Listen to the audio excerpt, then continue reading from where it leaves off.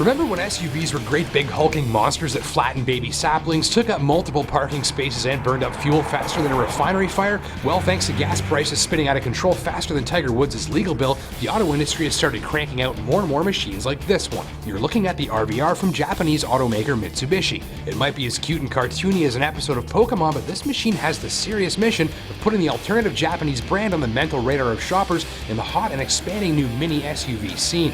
That's a big challenge, but RVR is well equipped for a fight. On top of offering the best powertrain warranty in the industry, RVR has years of expertise with four-wheel drive and rally racing built right in. It's also sized just right, efficient on fuel, and roomier than it looks. Perhaps most importantly, it's normal looking. If you can't digest the Mini Countryman's bubbly face or the Nissan Juke's overall weirdness, RVR makes a heap of sense. The power comes from a 2-liter 4-cylinder engine with 148 ponies. The continually variable transmission, or CVT, was fitted in with no actual stepped gears to shift. Power is delivered in a smooth and uninterrupted flow. It's sort of like a snowmobile, actually. Drive gently and the CVT feels just like a really smooth automatic and helps drivers to save fuel.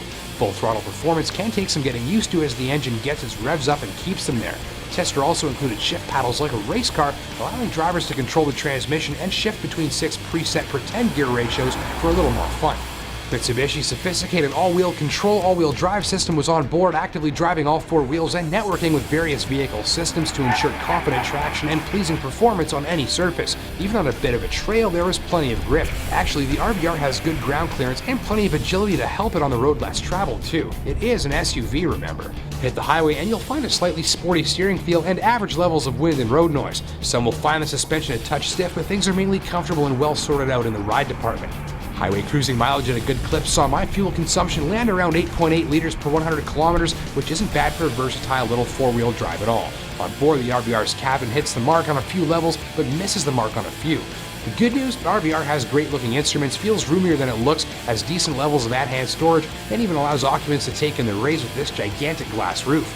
Control layout is simple, and the tester was generously equipped with Bluetooth, a leather-wrapped steering wheel, automatic climate control, an intelligent key system with push-button start, and even a headlight leveling switch.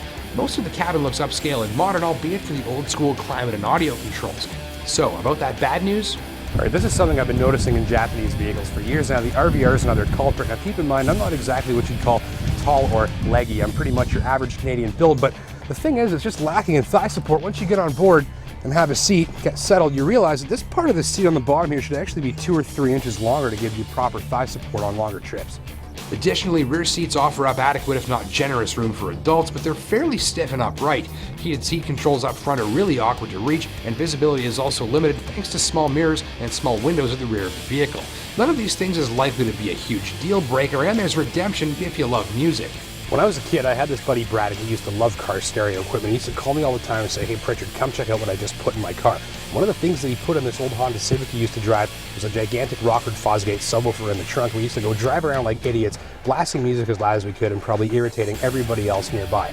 Like most Mitsubishis, this RVR is available with the Rockford Fosgate stereo upgrade, which among other things includes that giant Rockford Fosgate subwoofer in the trunk. So if you're an audiophile, you're going to have to get this audio system. Anything I've put in it, Alexis on Fire, Rise Against Clapton, you name it, sounds absolutely fantastic. If you love music, you've got to get this stereo.